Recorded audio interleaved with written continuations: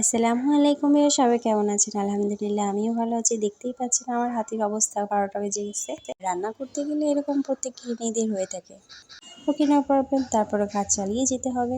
তাই আমার হাজব্যান্ড আমাকে হেল্প করার জন্য কি নিয়ে আসলো, তোমাকে আজকে রান্না করতে হবে, আমি রান্না করবো। কি রান্না করবে? সে আজকে পোড়া বেগুনের ভর্তা বানাবে।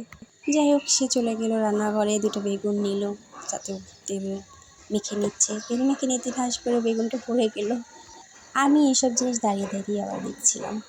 আচ্ছা, খাবারটা যেমনই হোক, হাজবেন্ডরা কিছু অ্যারেঞ্জ করে খাওয়ালে এই স্বাদটা এমনিতেই দ্বিগুণ হয়ে যায়।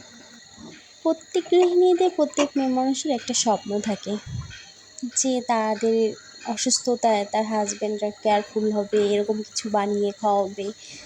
এভাবে না, আমার হাজবেন্ডের মতো বেগুন ভর্তা না, জাস্ট অন্য কিছুই। যাই হোক, আমার আজকে কপালটা খুলে গেছে। দোয়া করি সবার হাজবেন্ডই যেন আমার হাজবেন্ডের মতন বেগুন ভর্তা খাওয়াতে পারে। যাই হোক, আমার হাজবেন্ডের বেগুন পোড়া মোটামুটি হয়ে গেছে। সে বলছিল যে তার বেগুন পুড়তে নাকি 2-3 জায়গায় হাত পুড়ে গেছে। আমি বললাম ঠিক আছে, আর একদিন তোমাকে আমি বেগুন ভর্তায় পোড়া বেগুনের ভর্তা বানিয়ে খাওয়াবো। তুমি আমাকে হাত পুড়ে দিচ্ছ, এর জন্য পোড়া বেগুন ভর্তা খাওয়াইছো, তো আমিও তোমাকে খাওয়াবো আর একদিন। আচ্ছা, এখানে কথাটিকে আমি ভুল বলেছি? যাই হোক, সে একটি প্লেট নিয়েছে, সেখানে বেগুনগুলোকে ছোলা ছাড়িয়ে নিয়েছে। এরপরে পেঁয়াজ, ধনে পাতা, শুকনো মরিচ 2টা পুড়িয়ে নিয়েছিল। সবগুলো একসাথে সুন্দর করে লবণ দিয়ে মেখে সরিষার তেল দিয়ে দিল।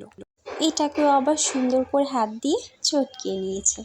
এই যে আমার হাজবেন্ডের ভর্তা বানানো কিন্তু শেষ। এবার কিন্তু আমার খাবার পালা। যাই হোক, সবাই ভালো থাকবেন। আর আমার হাজবেন্ড, আমার মেয়ের জন্য সবাই দোয়া করবেন যেন আমার হাজবেন্ড এই যে ভালো ভালো জিনিস আমাকে বানিয়ে খাওয়াতে পারে। ভালো থাকবেন। আল্লাহ হাফেজ।